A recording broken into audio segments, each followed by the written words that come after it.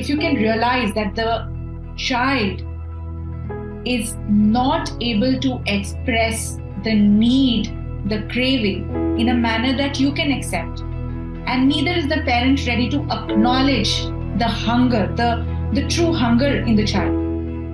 Right. That's where the disconnect happens. Because society has taught us from day one that it is okay to express as long as you do not give discomfort to the other. But the minute things become ugly, oh, you better get into a shell, better hide. And when you allow your child to cry, to yell, to rant, you are telling them this heavy energy needs to get out now. And there is no need to hold this within yourself. So it is embarrassing. What I would tell a parent is avoid all eye contact. You don't owe anybody any responsibility. It is just about you and your child at the moment.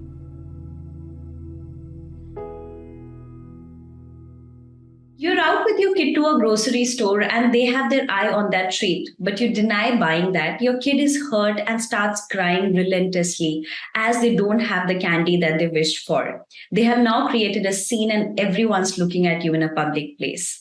Hi, I'm Urvashi Bisht, head psychologist at Hay and a practicing psychotherapist with over 5 years of experience. It has been difficult for you as a parent to deal with the tantrums your kid has been throwing recently, and you often feel frustrated. Well, tantrums are a normal part of child's development. That's how young children show that they're upset or frustrated. But how can we control this in kids? Let us try to understand from our expert, Mrs. Shivangi Maniar, who is an emotion, behavioral, and parenting coach. Her expertise lies in the area of child psychology, emotional regulation, and life skills. She has 10 plus years of experience and has extensively worked with children, teens, and parents. She is the co-founder of a family-centric platform, OTLO, which aims at recreating lines of communication between children, teens, and parents, helping families to become a cohesive unit. Welcome to the space, Shivangi.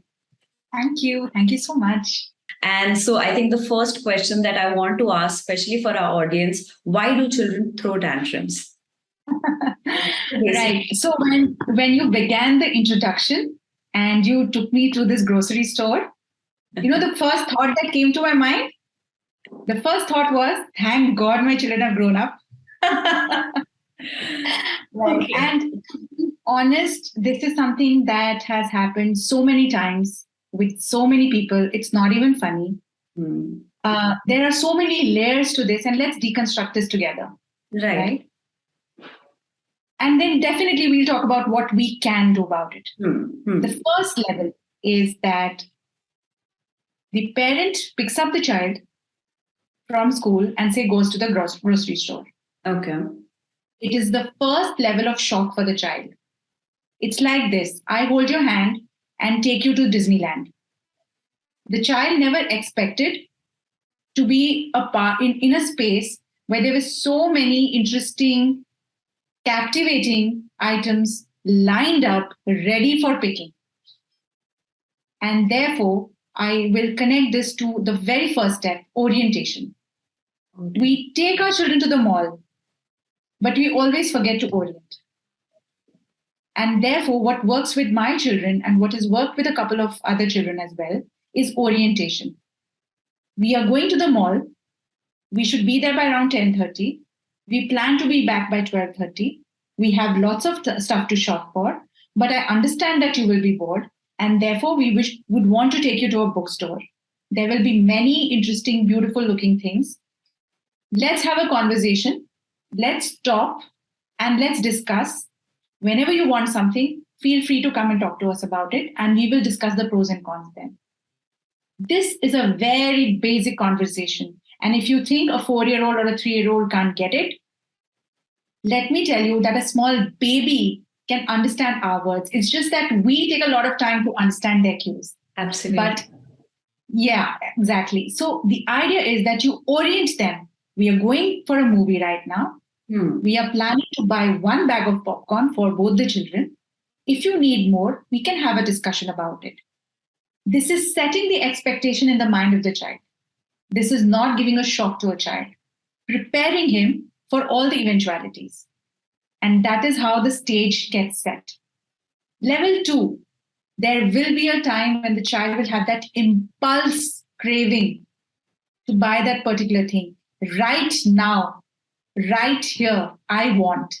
And that is when the parent starts getting truly drained. Because now the child is returning the shock back to the parent. Here you go. And the parent is so not in the space because a grocery store is work ultimately. For a child, it's playtime. But for a parent, it is a set of to-dos to be done quickly so that the next level of activities can begin.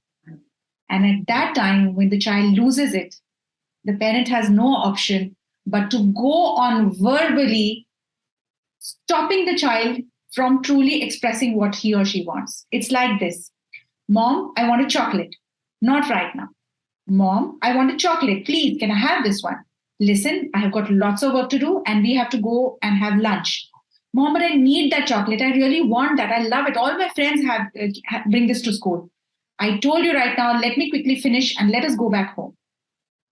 At this juncture, if you can realize that the child is not able to express the need, the craving in a manner that you can accept, and neither is the parent ready to acknowledge the hunger, the true hunger in the child. Right. That's where the disconnect happens. So the child is sharing a need.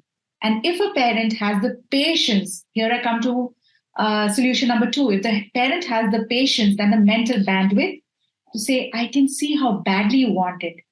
It looks so pretty. Even I want to have some. I wish I were a little kid and I could have that too. Once you acknowledge the child's need, it's like the feathers, sort of settle down. The ruffled feathers settle down. And at that space, you can then begin a conversation with the child. And there are times when the situation gets really worse. It's something which I wouldn't wish for any parent. Your child is bawling loudly, flat on the floor, yelling. Concerned parents are looking at you and the child, and you wish that the earth would open up and you could get swallowed down. Oh my God. And at that time, it will require oodles of patience to quietly watch your child, to hold the space for a child as the child vents out, takes out all the pain, because unknown to you, the child is processing out a lot of negativity at the moment. And as a parent, you wait for your child to calm down. You don't admonish the child, you don't threaten the child, because what you really want to do is give them a tight slap and haul them to the car. But if you can just resist that and hold the space, and at that time,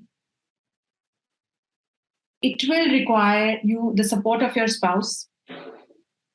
You might want to keep your day very light immediately, because after the yelling and the screaming, there might be a lot of crying involved.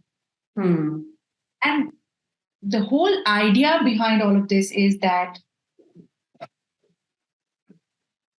it is basically, again, highlighting that, Mom, I am right now in a lot of anger, in a lot of pain, I'm in extreme discomfort.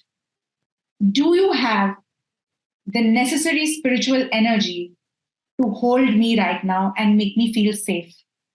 That's the real conversation the child is having. It is really not about the candy. It's really not about the chocolate. And the fourth and the last one, I believe, is when the child in that state of fit hurts himself or another one. And at that time, I would like to take you to school years ago when I was the monitor. And I was in grade 7. And this second standard young gentleman comes walking in.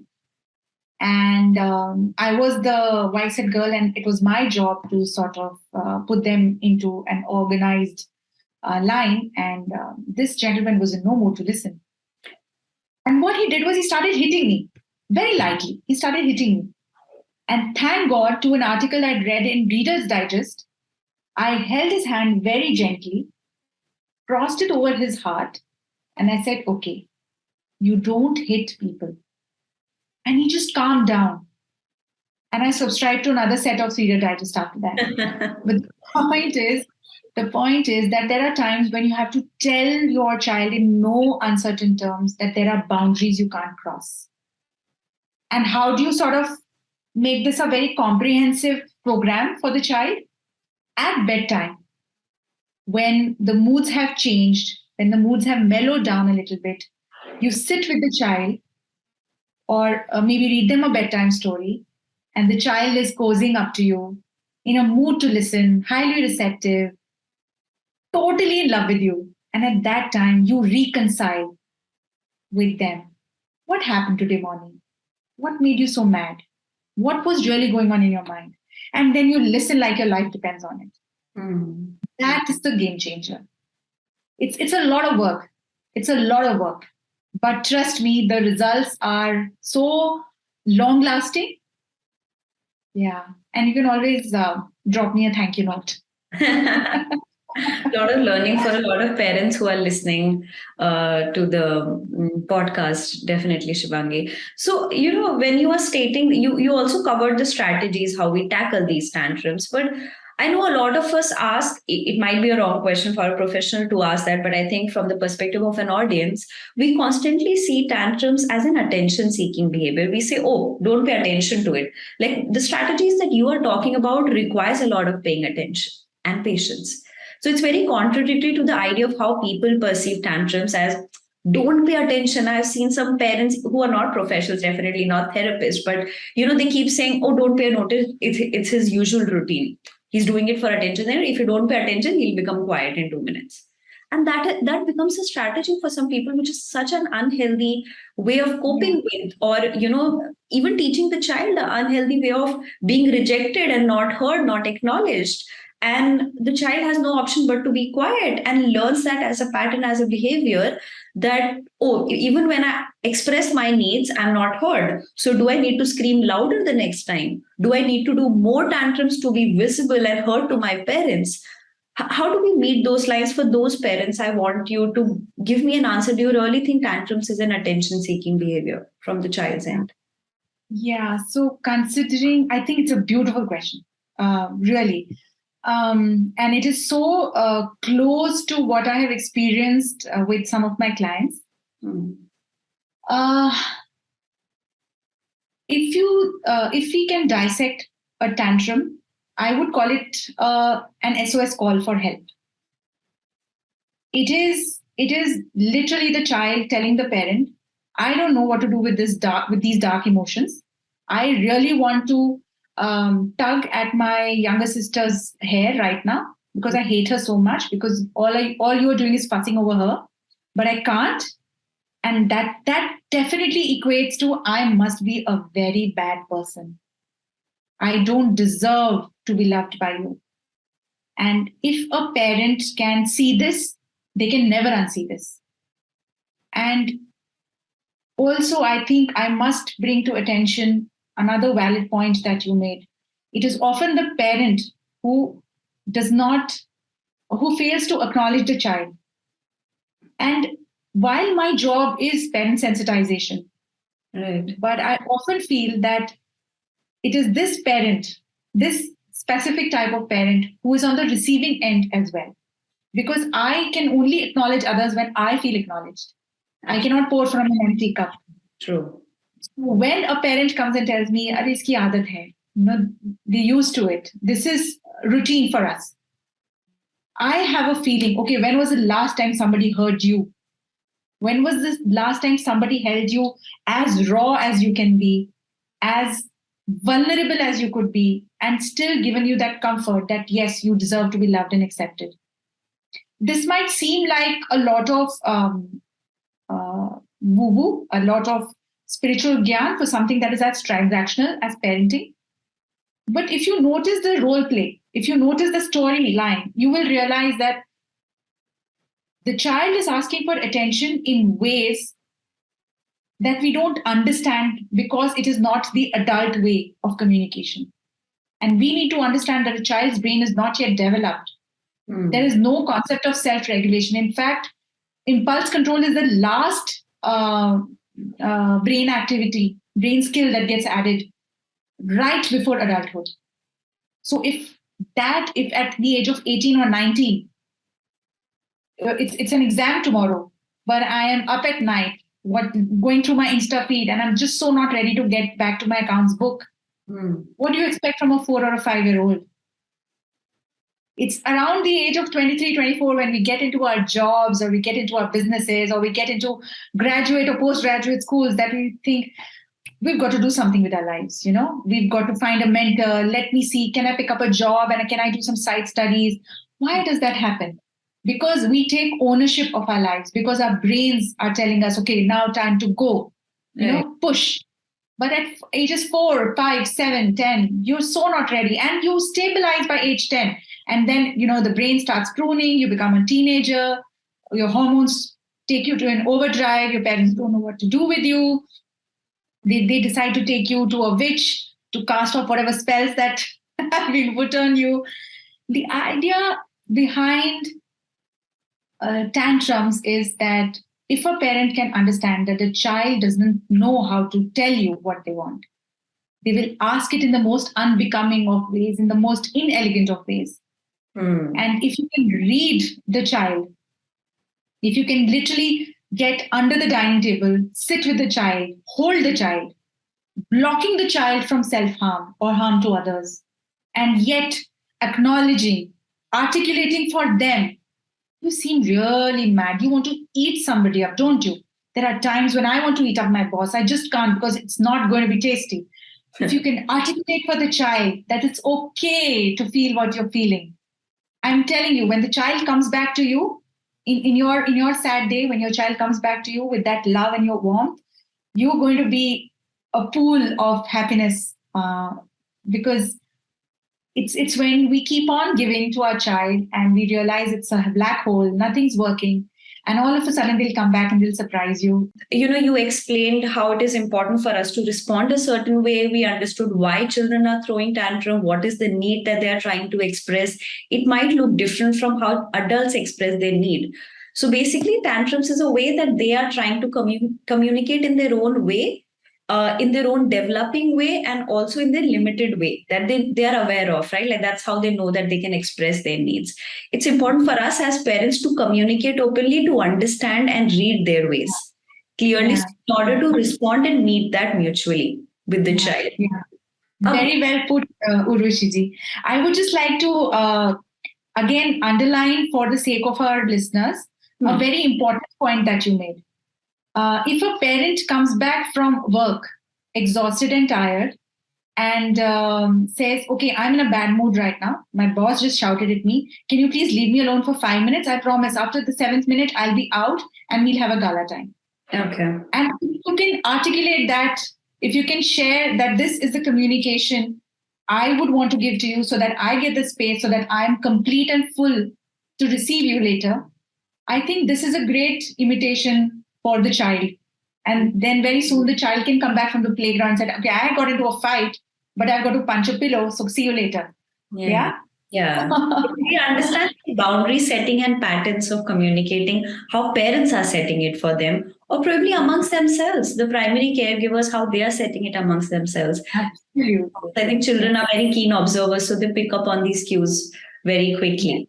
Right. True. So I think building that on context of the beginning of the video, how I was saying, right, like throwing tantrums in a public place sometimes gets a little embarrassing for parents. How do you think is the right way? I know you gave us an example that we hear the child. Any specific strategy? What should be my immediate action for people who are just getting to learn? Because I think it's a way of learning that's going to take a long time. It won't happen even listening to one podcast in a day. I change my parenting style. It'll take me a time to adapt and adjust in that parenting style. So some quick strategies that I can tell a parent, okay, if your child is throwing tantrum in a public place, how do you handle it? Yeah. So buy popcorn. Because you're going to be witnessing the purging of heavy energies. So your cheeks are going to be aflamed. You will be looking for a corner to hide. But if you can create an empowerment within, a feeling of empowerment within, that you are right now inspiring not only your child to express freely, you're empowering other bystanders, other parents, that it is okay to have a meltdown. Majority of my clients, when they talk to me, they often burst into tears. And do you know what is the first word that comes after a bout of tears? I'm so sorry. I don't know why that's happening. I'm so sorry. Why are you apologizing to freely express? Because society has taught us from day one that it is okay to express as long as you do not give discomfort to the other. But the minute things become ugly, oh, you better get into a shell, better hide. And when you allow your child to cry, to yell, to rant, you are telling them this heavy energy needs to get out now. And there is no need to hold this within yourself. So it is embarrassing. What I would tell a parent is avoid all eye contact. You don't owe anybody any responsibility. It is just about you and your child at the moment. And frankly, it is not even about your child, it's about you. Because you feel that you're the center of the universe, everyone's looking at you. Right. And trust me, people are nice. People are getting evolved by the second. They are waking up to how a parent is dealing so much at various spaces in their lives.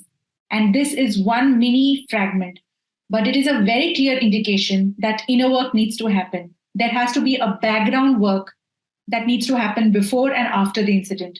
And at that time, it's like this. Would you ever drive your Mercedes while it is getting repaired? Would you like to drive and ask the mechanic, okay, repair and I'll keep driving? No, you need a certain downtime. So it's that time right before nightfall when the child is in their, cute pajamas, teeth brushed, ready to go to sleep, all warm and fuzzy. And at that time, you bring up these hard conversations. Do you know what I went through? I felt very uncomfortable. I felt very powerless. You could have thrown something. You could have hurt yourself. We could have had to pay for any damages, but I couldn't stop you because you were mad at that time and I didn't know what to do. I felt helpless. So as you take ownership of what you're feeling to the child, you're telling them that it's okay what you went through, but let me share with you what I went through. And then there is a certain level of empathy, this certain attunement which happens between the parent and the child. And that's when the child grows up manifold in terms of emotional intelligence. So it is hard. It is hard. I will not deny it. To be put into such a situation, I wouldn't want it on my worst enemy. But yes. Good. It's a very interesting point what you highlighted, Shivangi, that as much as it is important for us to allow our children to be authentic, it is important for us also to be authentic with our child, which I think most of us refrain from doing. We feel, okay, we don't have to share our emotional burden with our child and we don't want to make them feel guilty. But I think the more we become authentic, that we develop that rapport. There is an exchange of sometimes unsaid underlying messages, and the child picks up what sort of impact I left. That is a learning point for a child that, my behavior can have this sort of outcome. And when we express it authentically, I think it is also a way of developing emotional intelligence for the child going further as an adult. So I think this is going to be new for a lot of people to know that we don't have to feel guilty to express ourselves and authentic self or emotions to our child. That is probably the right way of going about it. So I think there could have been no better way to conclude this conversation. We want to take back of how many times you have highlighted it's hard, it's going to be hard. We do not let people forget that aspect. But I think alongside, it was very insightful and very candid conversation. Thank you so much, Shivangi, for this. Looking forward to meeting you again. Thank you so much. And it was a great learning. Your questions were lovely, well researched. And I'm sure this is going to help a lot of parents. Thank you so much for having me. Thank you, Shivangi.